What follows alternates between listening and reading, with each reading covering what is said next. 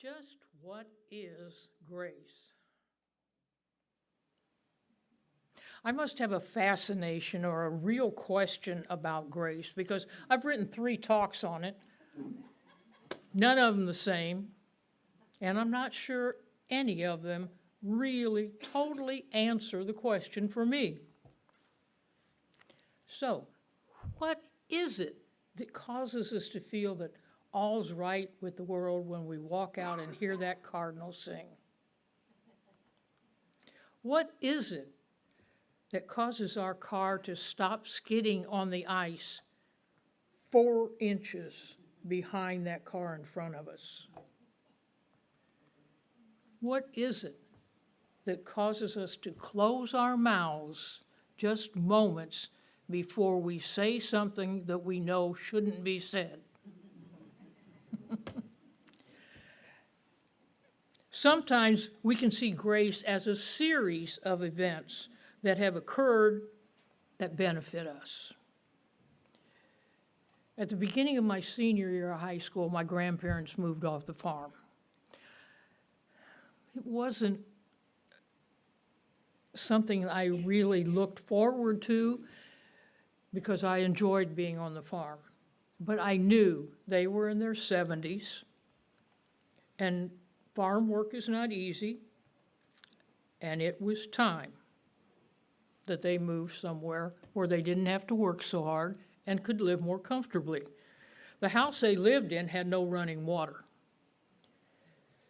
and it was heated by 2 coal stoves in the wintertime. They milked 8 cows twice a day by hand. My grandmother fed her chickens and collected her eggs. They deserved a nice home in town with neighbors that lived less than a half-mile away. So several years before they retired, they found this house, and they rented it out until they were ready to really move in. But it was perfect for them. 3-bedroom, ranch, kitchen, living room, bathroom, and 2-car plus garage. No need for Grandpa to sell the truck. Very important for a farmer to keep his truck. Even though my grandmother didn't drive, the car was perfectly good, in better shape than the truck, but we had to keep the truck. But before they moved in, or really as they moved in, they discovered one problem with the house and the garage. Grandpa's truck wouldn't fit in the garage. It was about 4 inches too long. But farmers are creative and ingenious, and my grandpa simply took off the back bumper.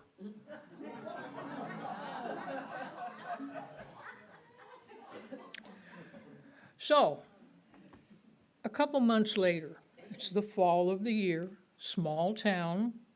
Grandpa had just left Grandma off so she could visit with her sister-in-law a while he ran errands.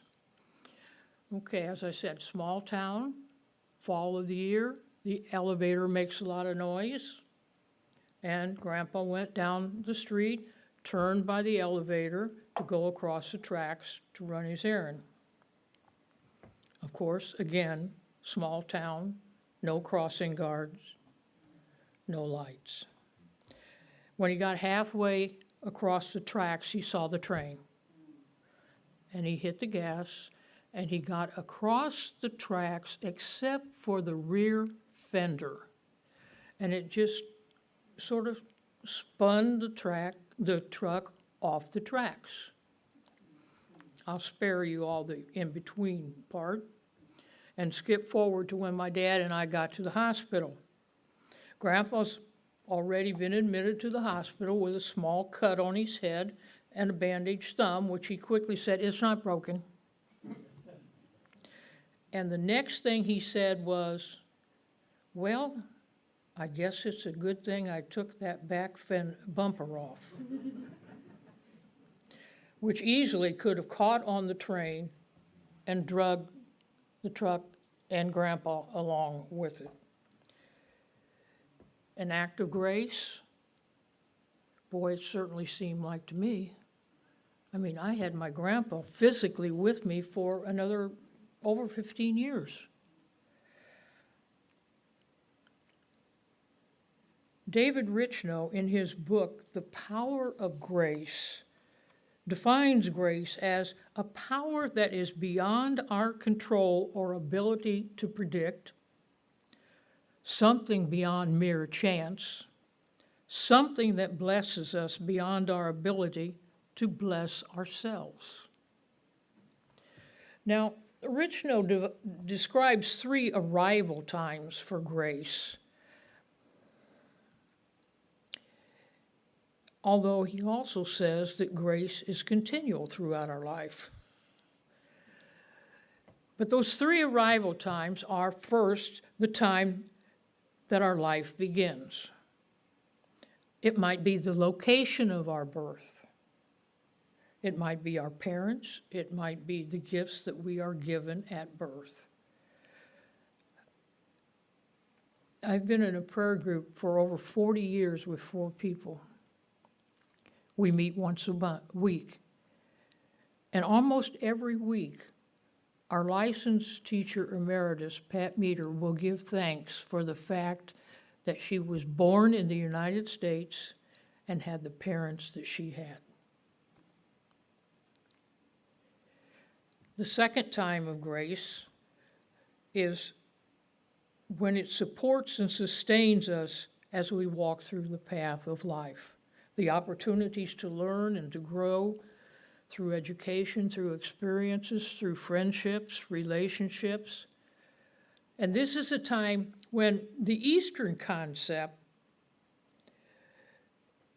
of calling grace our 5 senses. Our 5 senses: sight, sound, touch, smell, taste. And we can say, yes, that's okay, that's from grace, but we're not going to discuss those today.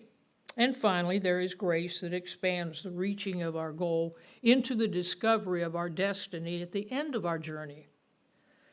Now, in traditional Christianity, we may have learned in our younger years that we are saved from hell through the grace of God due to our belief in Jesus Christ. As good Unity students, we're not going there.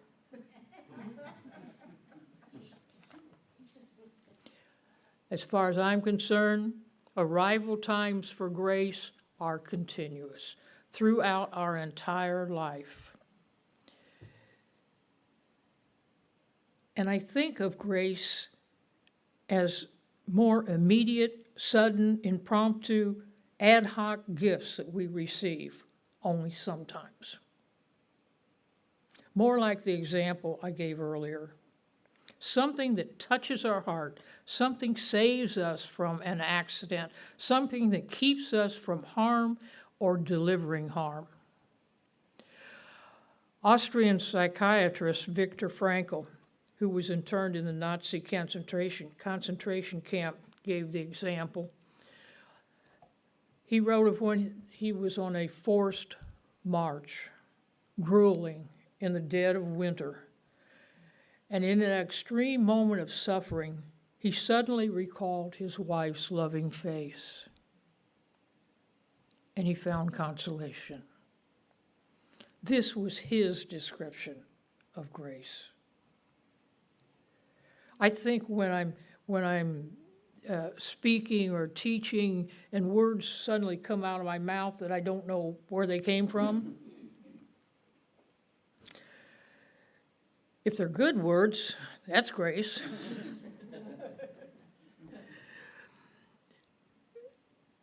Grace is not based upon merit. It's widely autonomous and unpredictable. We do not earn grace. Grace is like the rain, falls on the just and the unjust. Grace is a gift beyond choice and action. The effort we put into our life is our choice, our action. But we cannot force grace by any specific action. Our only effort is a step that we can take to open ourselves to grace. Our work, such as psychological work and spiritual practices, may invite grace. Things such as our awareness, our attitude, giving thanks, treating others with kindness and compassion may invite further grace. Being open to grace may invite further grace, but we can do nothing to guarantee it. Nothing can really guarantee, nothing on our part can guarantee that grace will enter into our life. It's a transcendent force, exceeding unusual limits, most of all beyond comprehension. So why am I trying to understand it, you know?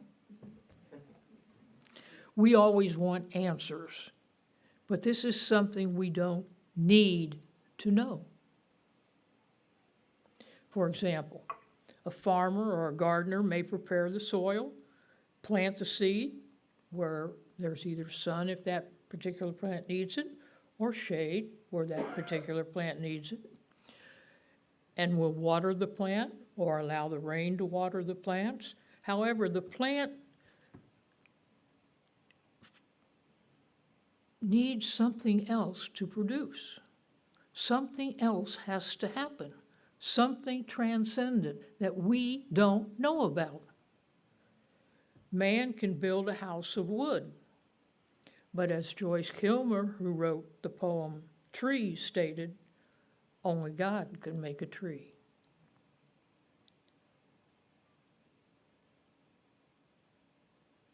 Our effort is by our choices and action, but grace is beyond choice and action.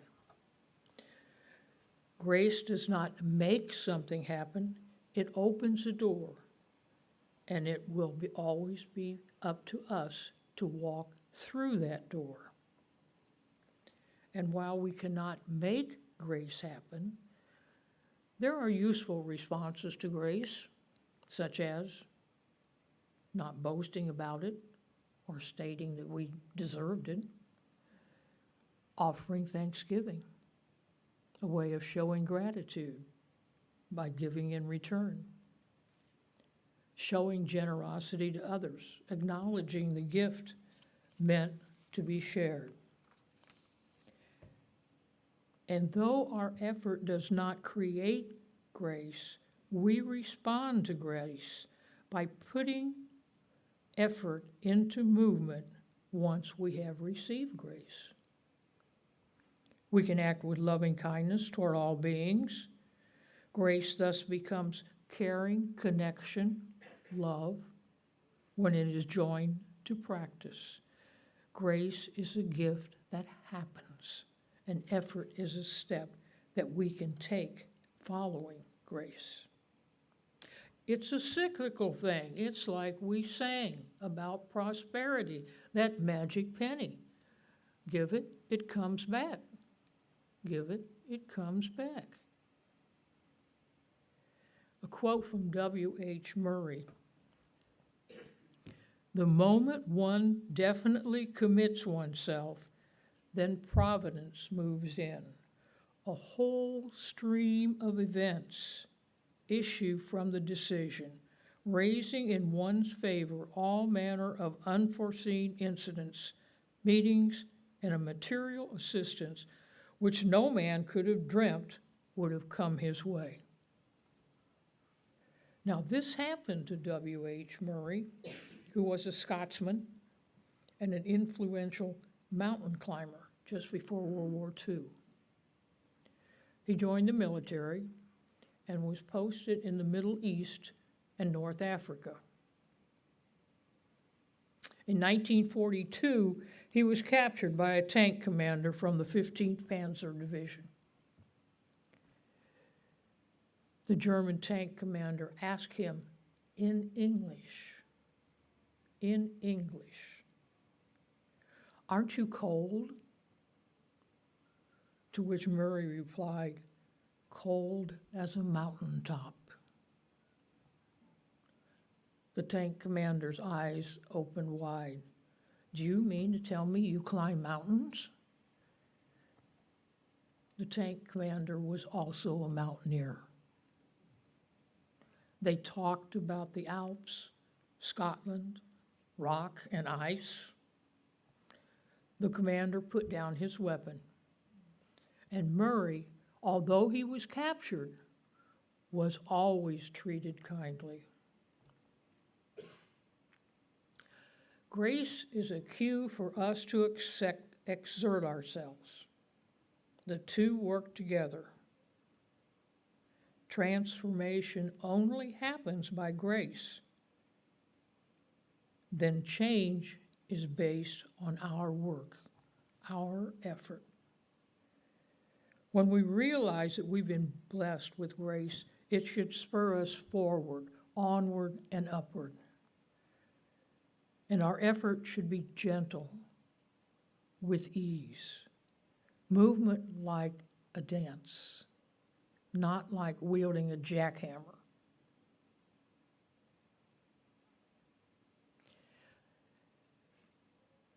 I got all this put together and I thought, okay,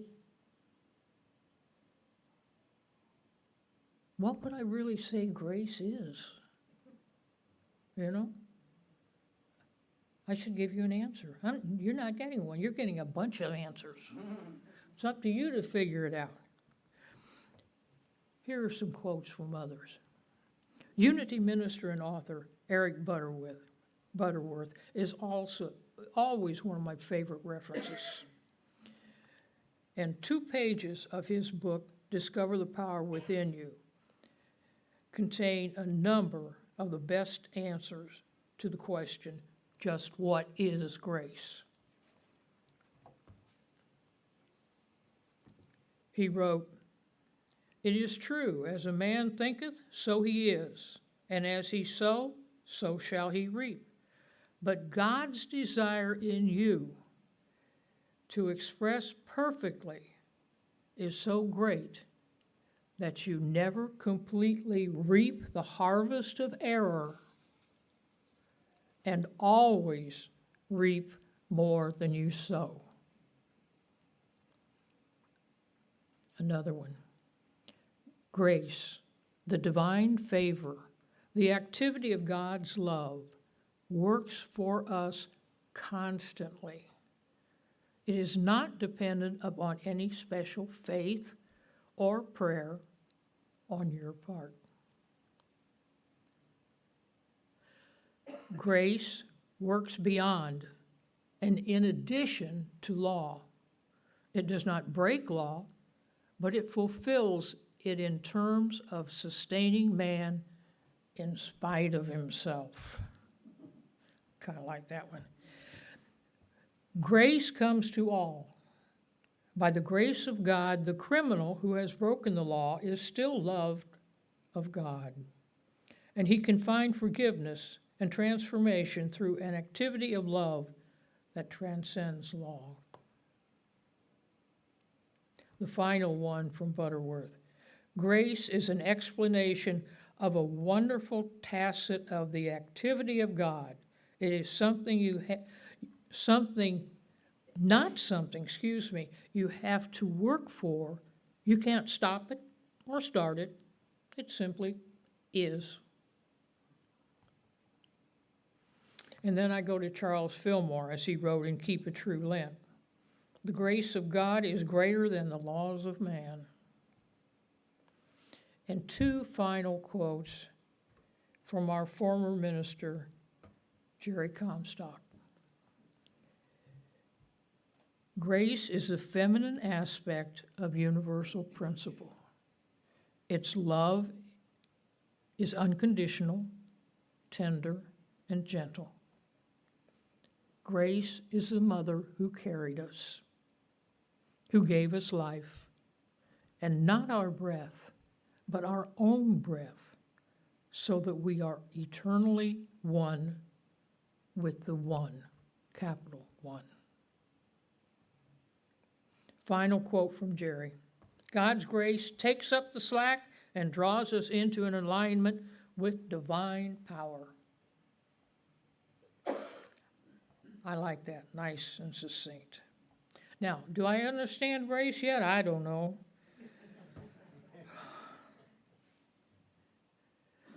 But I don't think we need to totally understand grace.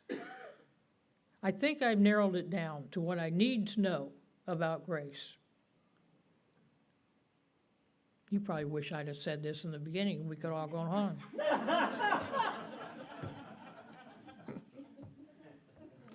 Number one, accept it and enjoy it. Number two, be thankful. Number three, pass unexpected kindnesses on. Let us prepare now for a time of meditation.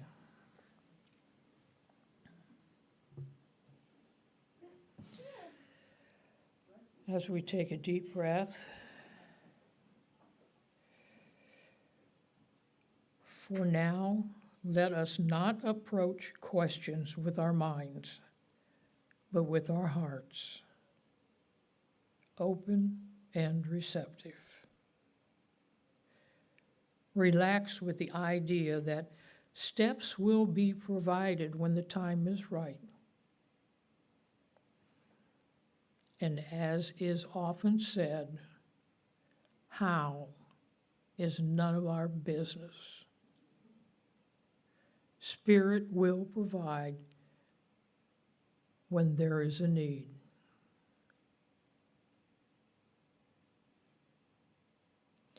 And as we take these thoughts into the silence, let us listen to the words written by James Dillett Freeman in his poem, Grace.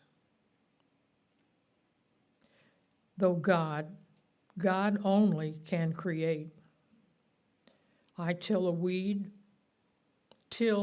and weed, and then I wait. And in the thicket of my thought bloom flowers that I never wrought. I stand in wonder and behold beauty I never sowed unfold. Visions of faith, insights of love, truths that I had no forethought of.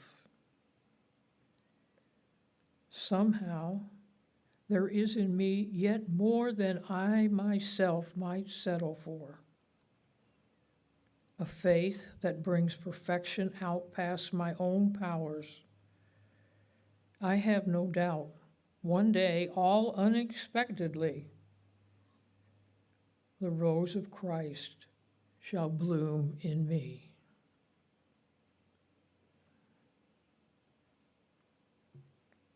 And surely we will first notice this in the silence.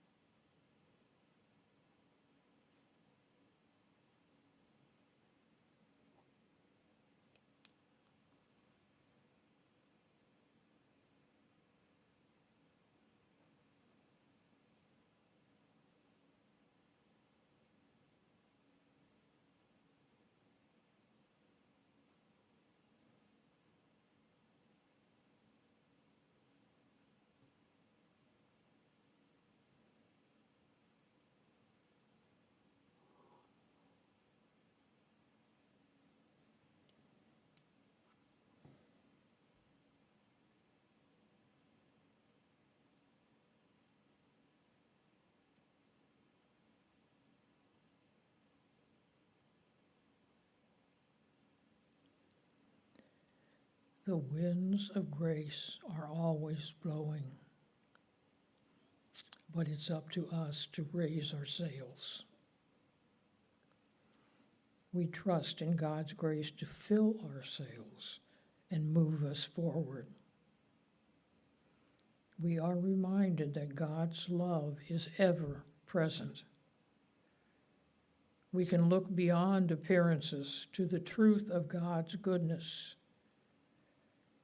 Our faith fills us with a greater sense of ease that flows through our mind and heart. Divine grace blesses us with more good than we could ever imagine. And we are grateful. Amen and amen.